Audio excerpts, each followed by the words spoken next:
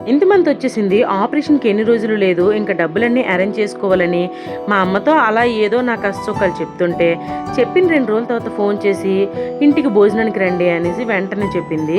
అదేంటి సడెన్‌గా అంటే, "9 నెల వచ్చిందన్నావు కదమ్మా!